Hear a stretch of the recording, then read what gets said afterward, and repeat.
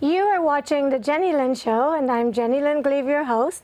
And as always, I try to find someone fascinating and smart to help us to clarify those things that are confusing for us.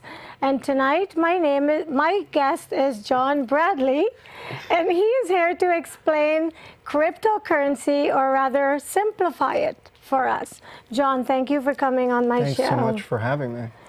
So, you're the cryptocurrency guru. Well, I'm actually blockchain, which is the underlying technology for cryptocurrency. So, if you think of cryptocurrency as how you move value, really the blockchain, it's moving it for blockchain. So, blockchain is something, crypto is something we've traded on for the last, several years as it's emerged in the market. But now, crypto is really serving its true purpose, which is my company, Rettex, is tokenizing real estate, commercial real estate for trading like you would on a stock exchange. Okay, so you look rather young. How did you get involved in this to where you're an expert on it? That's what I want to know. Oh, well I was an Army officer, got out of, was an Army engineer, an Army Ranger, got out and came to the Valley and started programming and started a mobile app development company with some other military veterans. Awesome. Well, tell us about that. Yeah, it was great. Our concept was we were going to be the only, we are the only veteran-owned mobile app development company in the country. Wow. And so I wanted to get veterans into programming, so we created a Department of Labor official on-the-job training program aimed at veterans, and then I got sucked into blockchain and its potential to act as a single source of truth in the world, and military officers, we like truth. I had someone on the show earlier, a beautiful young woman who was telling us about blockchain, and she got sucked into this blockchain thing, sucks people in. I wonder if I'm going to be next. I hope so. Maybe after this show. Maybe. So this app, this company that you started for vets, we're going to come back to this, Sure. But tell us a little bit about that. I'm fascinated. Yeah, so for the last year, been generally building platform products for the startups of Silicon Valley, which is always exciting. And it's a lot of aspirational, stuff. It's like combat, you're trying to bring people through to minimum viable product all the time. And I think along that way, I met some fantastic scientists in the blockchain world, and hopefully here to communicate, use the military communication background to make blockchain a little more accessible to the world, because now's the time. It's about to step onto this world stage. That's really awesome. But when you introduced yourself, you said you were using it for real estate or someone. Tell us how. So those are two separate things. I'm sorry if I'm getting confused. No. So how are you using it in real estate or for real estate? Yeah, so briefly, what blockchain is and what cryptocurrency is a decentralized ledger, whereas a bank is a centralized ledger, PayPal, USAA. Blockchain is a ledger that's maintained by everyone using it. And so initially in order to move value around, they needed to have a store of value. And so that's where cryptocurrency came in. So over the last, however many years, just a few, people have been speculating on cryptocurrency. And when I first came to cryptocurrency, when I first approached cryptocurrency, I was raised by stockbrokers. It's effectively a speculative asset backed by nothing. But this is the year where the utility token, which is a token effectively for raising money to do more blockchain, is being replaced by the security token. And the first security token exchanges are just now coming to market this year. And these are where you can tokenize ownership in a painting, in commercial real estate, in really anything, and trade it just as you would on the NASDAQ. And really, a lot of people are predicting that trillions of dollars of assets will be tokenized and traded in the coming decade. And it's really having its moment where cryptocurrency is being replaced by the smart contract, the blockchain smart contract, which really is going to, in my opinion, is going to become a ubiquitous part of all of our lives. Well, it's so strange. I mean, we're just finding out about Bitcoin and now something else, I mean, cryptocurrency, and something else is already replacing it even before we even know what it is. I've been hearing both negative and positives about. Could you Sure. tell me why? Yeah, so you sort of see what happened was like Ethereum is after Bitcoin is the major blockchain, Right. and so when they created it, they needed something to move. In order to take a value and hold value on the blockchain, you need to have something that people believe has value. Right. So they create these cryptocurrencies and demand each blockchain has one cryptocurrency. Bitcoin, Ethereum, and then people have said, oh, well, these are going to be incredibly in demand in the future. So then they speculate wildly and purchase these up, and the value goes up and down, and people make immense amounts of money. And this valley is littered with people who've become very, very rich off of speculating, and been very lucky speculating on these assets. But now it's time to put these cryptocurrencies to work. So you take what's happening now, and what we're going to be a part of is taking $200 million real estate funds, tokenizing their value, creating a special purpose legal vehicle, and then creating a digital asset where ownership in a commercial real estate asset can be traded. So you can own, what this does is you can own 1/10,000th of a commercial real estate asset and receive the dividends from the rent that's being paid on it on a regular basis. And that's, in my mind, before you had to pay $50,000 plus to buy into a commercial real estate asset. Now you could do that with $100. That's the future that we're presented with today, and that's valuable in my mind. That's real, tangible, positive value because those assets are reliable, dividend yielding, appropriate for the grandmothers of America, in my opinion. Wow. So how? Okay, I'm still a little bit confused. So bear with me. How is this going to replace money? I mean, how are the two connected, if at all? Sure. I mean, certainly. I'm asking you questions that I know people are probably gonna ask because I'm like, it's popping into my head as you're speaking. Yeah, I mean, absolutely. I don't see it needing to replace money necessarily, but if you go around this valley, there are now ATMs that will change your dollars, which is effectively. You can look at these as both just stores of value. The U.S. dollar is the most widely accepted and thus the most liquid currency on Earth. And increasingly, many of these cryptocurrencies will become increasingly liquid, increasingly accepted by the world, and they operate just the same way as the U.S. So how do you assign value to them? Because if I'm following you, then that's causing some confusion. Well, anything that has value is fundamentally scarce. It's something that people want, and that there isn't enough of to give everybody something. Right. So, the way this sort of brilliant and somewhat complex system that was first conceptualized a decade ago is that we're going to have we're going to keep the very finite supply of these crypto dollars, these crypto tokens, coins, and we're going to have a bunch of people compete to solve mathematical equations to receive the new dollars, the new coins that are created. So that's what creates the scarcity, and then the demand for them and people using, like us at Rettex, using them increases the value because they're increasingly scarce. So you've seen Bitcoin jump up to thousands of dollars in value because really people just want them. There's the perception. That's how really that's all anything is. The perception of the US dollar as being reliable, having a set value, and maintaining that in the future is what gives all of our currency, makes it all more than paper. I'm impressed with you're so confident and knowledgeable. How long have you been involved in it?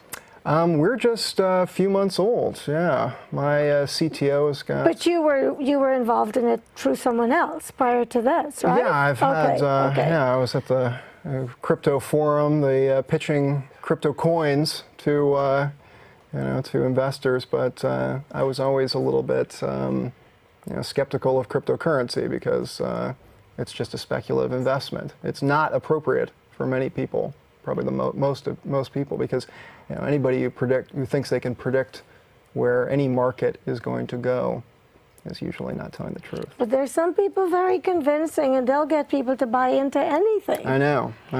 And so people have to be careful because there's so many vulnerable people around, and whenever something new hits the market, people aren't really clear. Sure. But if they're vulnerable sometimes and they trust whomever is selling them whatever, they have a tendency to buy into it. Oh, sure. So what would you say to someone watching this show about how they can protect themselves? Well, I think that investing in new cryptocurrencies is not appropriate for someone who cares about the money they stand to lose, that they put into it. There's thousands of these coins, initial coin offerings that have happened all over this valley, and most, about 90-some% of them will be worthless in the future. So anybody who tells you that they have the next great Bitcoin, I would be skeptical of that. But at the same time, I would encourage people not to conflate cryptocurrency with blockchain, which has a lot of potential because it's fundamentally just a secure, decentralized record that is that it will change the way finance is done in the world. It's being invested in heavily by Wall Street, and that's something people should be open to. The fact that in the future they will trade ownership in assets using blockchain. So if I ask you stupid questions, I'm not stupid, okay? But Please. when it comes to this, I am. That's why we're doing this show. Most people are. Is there a coin? Is there an actual coin? I've actually seen, physical Bitcoins. Yeah. Are you kidding me? Who's making them? Somebody who wants to take the abstract and make it tangible, effectively. I can't believe it. So, I mean, it's just sort of, it almost sounds like Monopoly or something in some ways. Mm-hmm. So, how do you see this affecting, like, the way we operate now with, like, credit cards and checks and, cash? Yeah, I think it has the potential to revolutionize the way we make financial transactions. And if you sort of see right now, our financial institution is backed up by a lot of centralized players, banks, and a lot of middlemen. And crypto or blockchain has the potential to remove a lot of these middlemen and to remove fraud and increase transparency. Right now, with real estate, anything that's not on the stock exchange as a publicly traded real estate investment trust is very non-transparent to investors, and real estate in general is illiquid. If you want to sell out, if your situation changes, you generally can't get out of those investments. And what blockchain is going to do to real estate is make it much more liquid and allow people to move in and out much more easily by creating the ability to sell your asset instantaneously to someone else.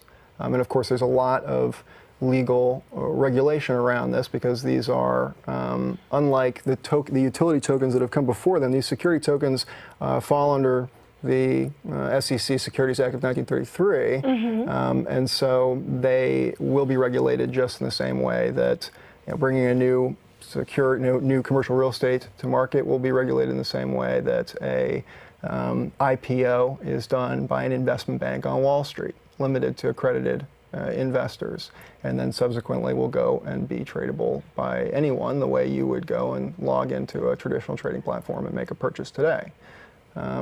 But the legal framework is still being established, which is why we're working with a Stanford PhD attorney. I like how you said attorney. So this is going to require so much education It's Yeah. such a huge change, and a lot of times when people aren't really comfortable or they don't quite understand, do you foresee difficulty trying to get people to integrate if it comes to a time when we just have to use this? Oh, sure. Yeah, we have that problem in real estate, which is just about the oldest profession on our earth, effectively, and very resistant to change. And they are going to be a tough crowd to sell to. Of course. How do you get them to integrate? And how, I mean, this is not the easiest thing to comprehend. Oh, no. So do you guys have like programs set up to give people an education prior to even asking them to transition to this type of deal in real estate? Yeah, absolutely. It's going to be a process of education and communication, and to separate the bad rap that blockchain has gotten through the speculation on these crypto currencies and the get-rich-quick snake oil salesmen that have populated this industry up to this point. But now blockchain is finding a real home and getting real tangible investment, and 100-person conglomerates of all the major financial corporations are being established around Ethereum at the moment, which was first created with this goal of holding real estate assets in a transparent way and solving a lot of the, in the third world, where I was living in West Africa a year ago. Fun. It was fun. I bet. Well, you were in the military, so you probably didn't have I was doing an impact investment startup, actually, just after I had gotten out, trying to help these West African countries, the entrepreneurs there, get investment. And I experienced there during audit of the books that there were $90,000 of theft from the company I was had co-founded. And that's what crypto blockchain can offer, is it can create a secure ledger that can't even be altered by the people who created it.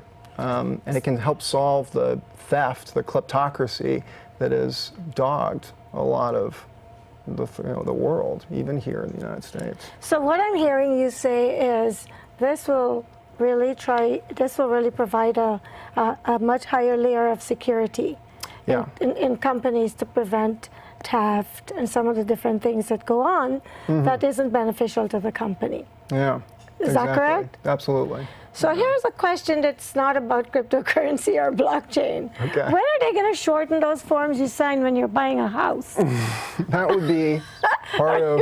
Is that part of the plan? Reduction in automation. That will be, they say that blockchain will cut out $25 billion from our investment banking system in the next 10 years and reduce the financial infrastructure costs. And I think that's going to be a good thing for people. So it's not only going to make the world safer, but it's also going to keep the world honest in some ways. Absolutely. Except when it comes to the cryptocurrency, because apparently that's where the dishonesty is creeping in. People can speculate on anything, and that will never change. People will always make risky bets, and you see this valley is full of very risky bets. But is there a way that they can prevent that, so that it's more you're being given a more accurate, or not? I mean, in my mind, the investors of this country need to be diligent and understand that anything new, it has an unproven. You see it all. I've been working with startups in this valley for the last year, trying to bring their products to market, and it's always very risky. But yes, there's big upside. So if people choose to take those bets on new coin offerings, that's on them. But they should go into it with their eyes open. And in my mind, you can very rarely beat the market, established markets. Whether an index fund would, my stockbroker family members would be happy to hear me say, it can very rarely be reliably beaten. So since you are privy to this and you have a very good understanding of it and you're probably using it, what's the reaction you're seeing to the people like yourself who are currently using this? Yeah, as far as the idea of tokenizing real estate or other assets, some people just can't wrap their head around it, and other people get it right away. Particularly, the rare realtor who has a computer science degree, they get it right away. And some people understand it and understand that what you're creating is liquidity, the ability to bring in new investors. Yeah, you're just having the ability to trade more easily, more rapidly, with less obstacles to more people. And you can have somebody on the other side of the world investing in your real estate asset, which is really exciting. And as opposed to the real estate asset market has been incredibly local up to this point in time. Is there going to be a book like Dummies for Cryptocurrency for Dummies? That's a good idea. Maybe this is your next project, so that people who are confused will have like a go-to. Yes, because we're all hearing it, and you're explaining it to me, but I'm still a little bit cloudy, still not completely clear on exactly what it is. Yeah. So I've got a metaphor for explaining blockchain. If you let's want hear to take a shot Yeah. at it. So when you create a new blockchain, it's like a machine that creates carpets. And if you look at this carpet, every fiber in the carpet, imagine that's a block on the blockchain, and what you do is all those fibers calculate to a single hash, a number on the bottom of this carpet, and then everybody competes to create a new piece of carpet, and every subsequent carpet will have that hash number that equals the calculation of every fiber in the carpet. And so if you change one of those fibers, it will change that hash. And because every subsequent carpet also has their own hash plus the hash of this carpet, all other subsequent pieces of carpet, all other blocks on the blockchain will effectively reject that initial, that new calculation. That's great. I mean, I get that. I hope that's I get that. helps. So can you do the same thing with cryptocurrency and Bitcoin? Go for it. Okay. So cryptocurrency is effectively the way we're going to store value on the carpet. No, it's making sense. I'm seeing it clearer now. That's great. You have to move money from your bank account into the blockchain so that it can be kept there. And in order to do that, you have to have something that people value effectively. So you need to have, the cryptocurrency is a necessary feature of blockchain transactions. So your homework is to go home and write a book and put all this in it so that carpet metaphor. That's what I'm gonna do. I don't know what you call it, but if it will help people to understand, because this is not easily comprehensible for the average person. It's like cryptography, it's advanced mathematics. Yes, and I am the most horrible mathematician in the world, and I'm declaring this on camera.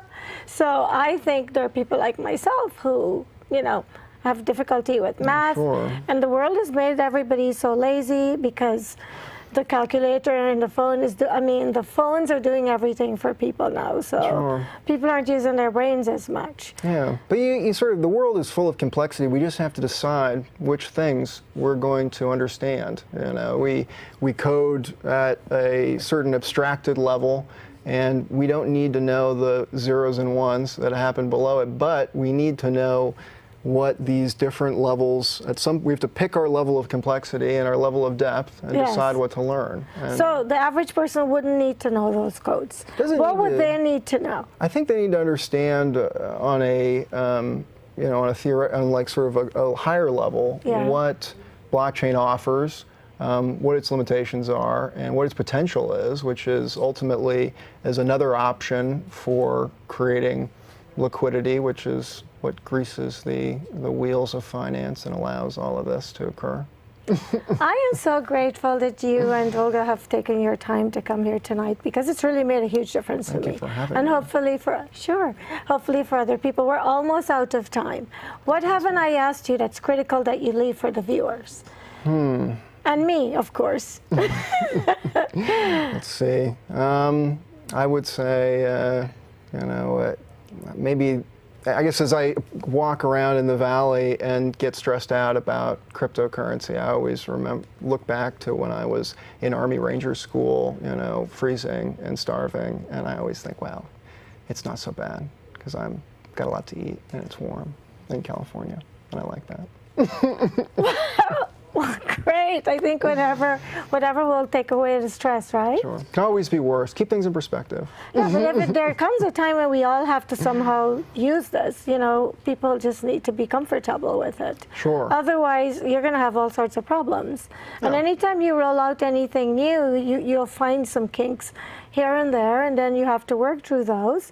Yeah. But at the end of the day, if this is going to make the world a better place, we can't shy away from it. We are going to have to embrace it at some point. Yeah. And so in order to get people to come on board, I think you guys need to launch a lot of education programs. Maybe you can do something on television that's in the form of a skit. Yeah. That will, you can come on my show, we can do it. I'd love to do that. And then, Anytime with you. Yeah, you're so sweet. And this way we're really going to help I think that would be people worthwhile. to really get it. Because I really think that this is the year when this is having tangible value, and that'll be one goal of our company, is to take a lot of these things that are happening on all these different exchanges. I'm a mobile app developer. Let's put it on mobile. Let's create some of that transparency with Rettex, and bring it to the people. Democratize the information. I am so grateful, John. Thank you so much for taking the time to come on my show. And thank you to my fantabulous crew. I could never do these shows without them. And thank you so much for watching the Jennylyn Show. I hope that tonight you are going to have some clarity, and that Bitcoin, cryptocurrency, and blockchain don't sound like something that fell off of a spaceship. And thank you for watching the Jennylyn Show, and I'll see you next time.